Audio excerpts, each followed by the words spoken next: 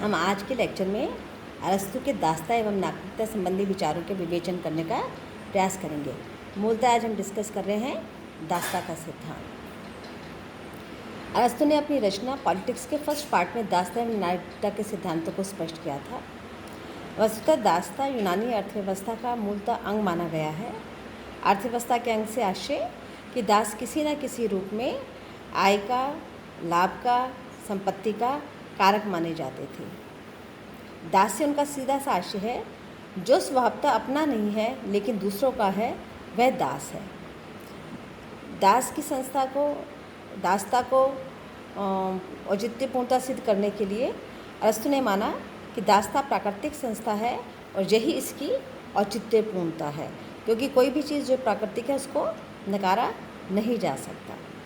इसे और अधिक विश्लेषित करते हुए अरस्तु ने स्पष्ट किया कि प्रत्येक परिवार को अपनी आजीविका के लिए दो प्रकार की संपत्ति की आवश्यकता होती है, एक तो सजीव संपत्ति की और दूसरी निर्जीव संपत्ति की।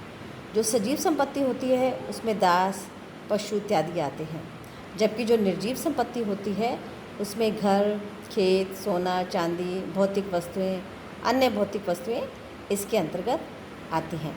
जिस प्रकार परिवार निर्जीव संपत्ति के बिना नहीं चल सकता, ठीक उसी प्रकार परिवार सजीव संपत्ति के बिना भी नहीं चल सकता। कारण क्योंकि अरस्तु ने माना कि जो घरेलू दास होता है वो न केवल संपत्ति का अपितु श्रम का, सहायता का और प्रतिष्ठा का भी प्रतीक होता है। लेकिन जब अरस्तु दासों की बात कर रहे हैं तो इसमें वो घरेलू दासों को तो स्वीकार करते हैं, लेकिन किसी भी प्रकार के श्रमिकों या औद्योगिक दासों का इस संदर्भ में कोई भी उल्लेख नहीं करते हैं। तो मूलतः जो दास्ता का सिद्धांत है अरस्तु का, वो किससे संबंधित है? पारिवारिक दासों से या घरेलू दासों से संबंधित है।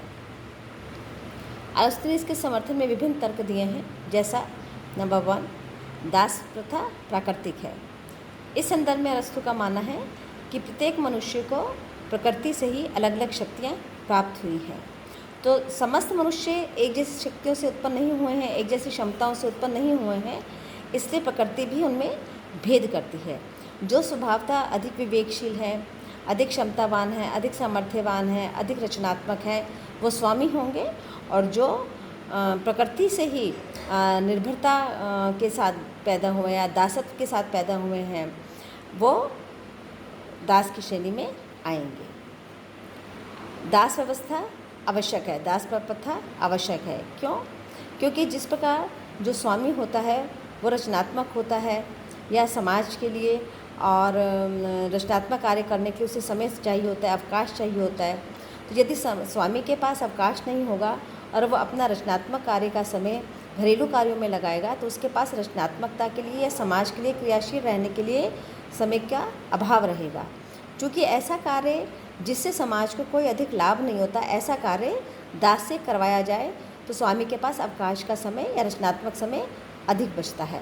दास प्रथा इसलिए स्वामी के लिए भी आवश्यक है और दास के लिए भी आवश्यक है। तीसरा तर्क दिया, दास प्रथा नैतिक है।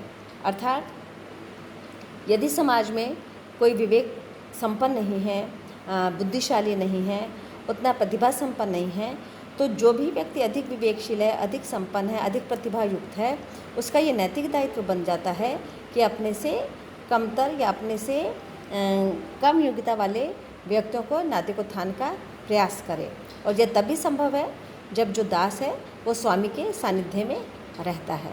इस प्रकार दास के लिए विवेक संपन्न होने के लिए, अच्छी जीविकोपार्जन के लिए और सामाजिक रूप से स्वामी का साथ रखने के लिए दास्ता आवश्यक है। वहीं स्वामी के लिए अवकाश या रचनात्मक कार्य का जो समय प्राप्त करना है उसके लिए दास आवश्यक है।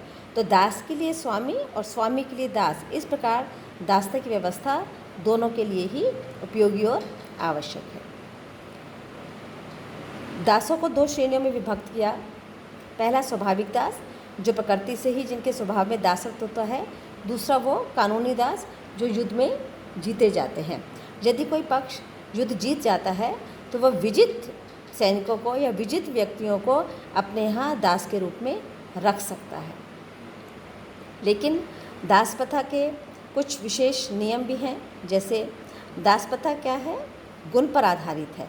मतलब अगर किसी को आपने दास बना लिया लेकिन उसमें दासत्व का गुण नहीं है तो उसको दास नहीं माना जाएगा। अर्थात दास पैतृक अधिकार पर या पैतृक या वंशानुगत नहीं होगी।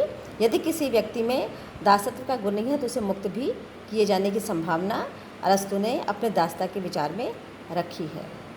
यूनानी दास नहीं हो सकते क्योंकि यह माना गया, अरस्तु ने माना कि यूनानी सर्वश्रेष्ठ हैं, यूनानी विवेक संपन्न है, यूनानी प्रतिभा संपन्न है, यूनानी रचनात्मक होते हैं, तो किसी भी स्थिति में किसी यूनानी को दास नहीं बनाया जा सकता। लेकिन स्वामी के लिए भी ये एक शर्त अनिवार्य है कि वह दास के साथ कभी भी अमानवीय व्यवहार नहीं करेगा और दास के साथ शिष्टता का और मानवीय व्यवहार करेगा और उसके भोजन और सुविधाओं का ध्यान रखेगा।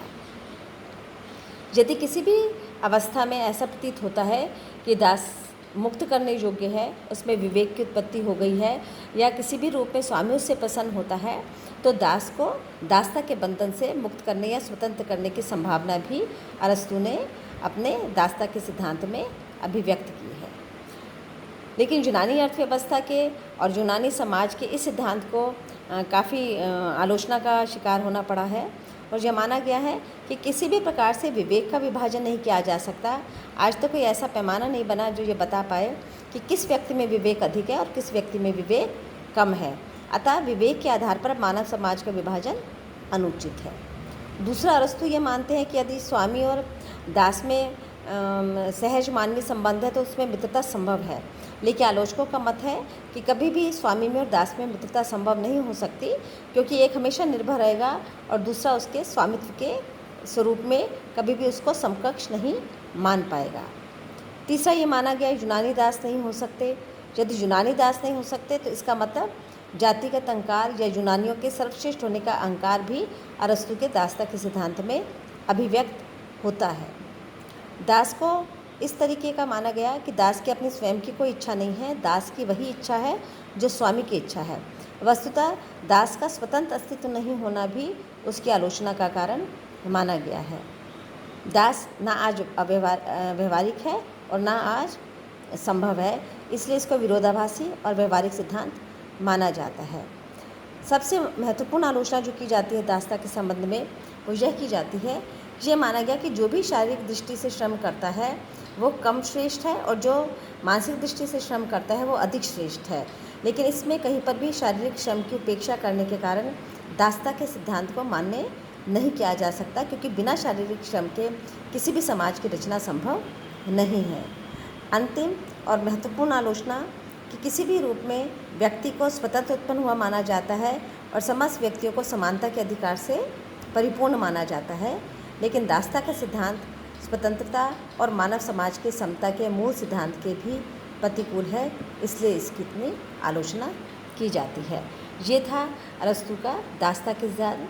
कल हम इससे तुलना करते हुए नागरिकता के सिद्धांत का विशद विवेचन अपने लेक्चर में प्रस्तुत करेंगे।